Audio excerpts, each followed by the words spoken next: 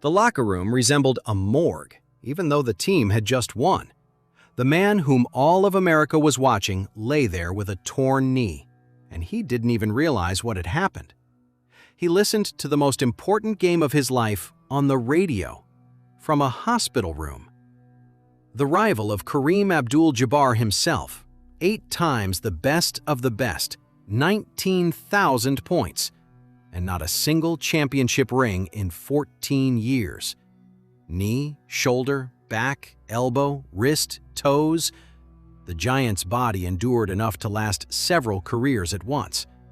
If, like me, you enjoy looking back at the great NBA legends of past decades, and you're interested in their true stories and little-known facts that are rarely talked about, be sure to subscribe to the channel. Your support truly helps the channel grow and makes it possible to bring you more videos like this. Thank you. Now, let's continue. And decades later, an enemy far more ruthless than any opponent on the court caught up with him. He remained silent about it until the very end. Phoenix, the final days, a finale no one expected. Watch until the end. This is a story about the price sometimes paid for greatness. Buffalo, New York, the late 1940s, a working-class neighborhood, an ordinary family. Here, on September 10, 1948, a boy was born who was destined to become one of the tallest men in basketball history. Quite literally. Robert Jerry Lanier Jr. grew fast. Too fast. By his teenage years, he already towered over his peers at nearly 6 feet 11 inches. Such height frightens many children, makes them clumsy, withdrawn. But not Bob. He took this physical gift and turned it into a weapon. The basketball court became his home. While other boys in Buffalo dreamed of simpler careers, this giant honed a technique that seemed impossible for a man of his build. Soft movements, a precise left-handed shot, a feel for the floor as if he weighed half of his actual 250 pounds. The talent was noticed quickly, and the path opened to a university where basketball meant almost everything: St. Bonaventure. There, the real rise began. 3 seasons in the Bonnies uniform, and statistics that today sound like fiction, averaging over 27 points and nearly 16 rebounds per game. Twice he was named a consensus All-American. Opponents didn't know how to stop him, even when they threw 2 or even 3 defenders at him. He had his own personal symbol of exclusivity: size 22 sneakers. Not mass-produced, but custom-made for him. Under his leadership, the team achieved the unthinkable. The 1969 to 1970 season, St. Bonaventure receives the #1 national ranking. Ahead, the coveted Final Four, the pinnacle of college basketball that every program in the country dreams of. And then came March 14, 1970, the Eastern Regional Final against Villanova. Victory was desperately needed. It would open the door to the Final Four. Lanier takes the court and plays powerfully, scoring 26 points. The team crushes the opponent 97 to 74. The celebration should have begun right there, but with less than 10 minutes left in the game, something happens that would overshadow not only that evening, but perhaps his entire future career. Teammate Billy Calbaugh goes on a fast break. Lanier turns to cover the court, and at that moment, an opponent crashes at full speed directly into his knee. The impact is so sudden that Lanier himself doesn't even realize at first what happened. He later recalled the moment like this: "I didn't realize I had torn my knee, but when I ran back and tried to pivot, my leg just buckled." At that time, he didn't yet know the diagnosis: a torn medial collateral ligament, an injury that today is handled with arthroscopy and months of rehabilitation, but half a century ago meant immediate surgery and complete elimination from play.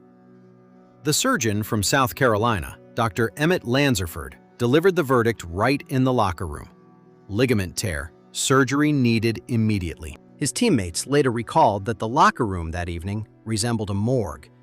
Not because of defeat — the team had actually won — but because their leader, their captain, their main hope for the title, had just been sidelined from the tournament in which, for the first time in the university's history, they had reached the national semifinal. The surgery was performed in Buffalo. Lanier lay in a hospital room and listened on the radio as his team, without him, faced the tallest college basketball team in the country, Jacksonville University. Imagine that state. The year for which all those years of work had been invested. A chance that comes once in a lifetime for an entire university. And instead of the court, a hospital bed. The Bonnies fought desperately, but without their center, they lost 91-83. Years later, Lanier admitted that the pain of that defeat cut him deeper than any physical injury. His words at the time were simple and bitter. It hurt to the depths of my heart that my guys were going to the tournament without me, just because I wasn't there to help them. And so ended Robert Lanier's college career, on a hospital bed, to the sound of someone else's broadcast, without the one chance at a title that a freak accident on the court had taken from him. But the league hadn't forgotten his play before the injury. Professional scouts had seen enough to have no doubts. In the summer of 1970, the Detroit Pistons selected him with the first overall pick, despite the recent surgery, despite the risks, despite the uncertainty of whether the Giants' knee would fully recover. Lanier did recover.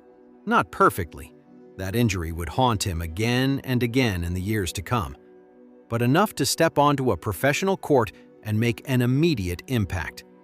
Already in his rookie season, he was named to the league's all-rookie team. An era began in which this left-hander with the soft touch would become one of the premier centers of his time, a rival to Kareem Abdul-Jabbar himself for the title of the best player at that position.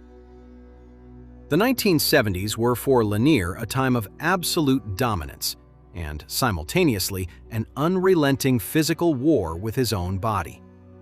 8 times he was selected to the All-Star game.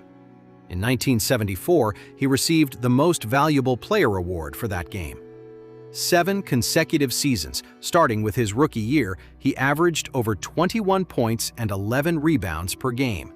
Numbers that today would make any center a superstar of the highest order. But behind the scenes of this brilliance lay a completely different story. The knee injured in college demanded constant attention. Added to it were problems with his shoulder, back, elbow, wrist, and toes. Lanier's injury list over his career reads like the medical chart of an athlete twice his age, and yet he took the court. Game after game, season after season, ignoring the pain that for an ordinary person would have long been reason enough to retire. Detroit loved him precisely for this combination: ferocity on the court and humanity off it.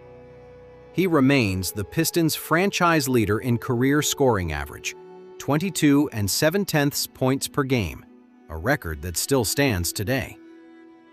But there was one bitter paradox to this whole story. For all of Lanier's individual greatness, for all his personal achievements, the team around him never managed to assemble a roster capable of competing for a title. In all the years he spent in Detroit, the Pistons won only a single playoff series. One series, over a decade of play from one of the league's strongest centers. This discrepancy between the player's personal caliber and the team's collective results became a quiet tragedy that stretched across his entire career in that city. By the end of the 70s, the injuries began to take their toll in earnest. In his final full seasons in Detroit, he played no more than 64 games at a time. His body could no longer withstand the full regular season workload. In February of 1980, something happened that many Detroit fans perceived almost as a personal loss. Lanier was traded to the Milwaukee Bucks. For 10 years, he had been the face of that franchise, its heart, its primary symbol. And now, he was to start over, no longer as a young phenom, but as a veteran with a worn-out body, in a new uniform, among new teammates. In Milwaukee, his role changed. His average playing time decreased, the workload was distributed more carefully, and the coaches conserved his knees and joints. But his spirit remained the same. And in his final 2 seasons, in 1983 and 1984, Lanier and the Bucks reached the Eastern Conference Finals, the closest he ever came to a true battle for a championship title. But he never managed to rise beyond that threshold. In 1984, at age 35, Robert Lanier retired from playing. 14 seasons in the league, over 19,000 points scored, a career average of 20.1 points and just over 10 rebounds per game, 8 All-Star selections, the MVP award of one of them, a place on the list of the best centers of his era, and not a single championship ring. Such sports injustice is rare. A player of this caliber, with such individual statistics, never once hoisting the league's ultimate trophy over his head? But the end of his playing career was not the end of Lanier's story in basketball. He chose a different path, that of an advocate for those who came after him. He was elected president of the National Basketball Players Association. In that role, he participated directly in negotiations for the collective bargaining agreement that would later be called a turning point for the entire league, an agreement that defined working conditions and earnings for entire generations of players who followed him. Then came another long chapter in his life. For more than 30 years, he served as the NBA's global ambassador, a special assistant to 2 league commissioners, David Stern and then Adam Silver. He traveled the world, teaching young players and fans not only the technique of the game, but also the values it embodies. Commissioner Adam Silver would later say of him words that capture this side of his life most precisely. It was a labor of love for Bob, one of the kindest and most genuine people I have ever met. All those years, Lanier remained closely connected to his college past. He regularly organized reunions with his teammates from that 1970 team, the team with which he couldn't finish the job on the court, but with whom he maintained a lifelong bond. In December of 2019, already dealing with serious health issues, he still found the strength to travel to St. Bonaventure for the centennial celebration of university basketball. He didn't just appear in public. He came to the team's practice, spoke with the players, including personally with young center Osun Osuniyi. The circle that had begun half a century earlier with a torn ligament in a locker room that resembled a morgue closed with a calm, warm gesture of passing experience to the next generation. But it was during this period that news emerged of the toughest battle of his life. In 2019, journalists from The Athletic reported that Lanier was undergoing treatment for bladder cancer. He spoke publicly about it sparingly, preferring to keep the details of his treatment private, maintaining dignity and privacy even in the most difficult period. The years passed, and despite his diagnosis, he continued to appear at league and university events, as his health allowed. In the spring of 2022, the situation deteriorated sharply. The doctor's prognosis became grim. He was hospitalized in the intensive care unit. Messages began circulating on social media from those close to him, from former teammates, anxious, filled with a sense of the inevitable. On May 10, 2022, in Phoenix, Arizona, Robert Lanier passed away, surrounded by his family. He was 73 years old. The news spread instantly throughout the basketball world. Commissioner Adam Silver issued an official statement, calling Lanier a Hall of Fame player and one of the most talented centers in league history, whose influence extended far beyond the court. He particularly noted his role in the collective bargaining negotiations and his more than 30 years of service as a league ambassador. The Detroit Pistons, the city that loved him like no other, issued its own statement, calling him a true legend who meant an incredible amount to the organization and to generations of fans. Owner Tom Gores emphasized the same combination of qualities that accompanied Lanier throughout his career: ferocity on the court and remarkable kindness off it. At St. Bonaventure, where half a century earlier on a March evening in 1970, a torn ligament had erased his chance at a college title, they also mourned. One of his former teammates from that legendary team, Paul Hoffman, left just 2 short words on social media that spread throughout the community. Rest in peace, Bob. The story of Robert Lanier is the story of a man whose career began with a tragic accident on the court that took away his only real chance at a college championship. It is the story of 14 seasons in the Major League, played through unrelenting physical pain, seasons in which individual greatness never led his team to the summit. And it is the story of a man who, having lost the opportunity to win a trophy as a player, found a way to leave a far more enduring legacy.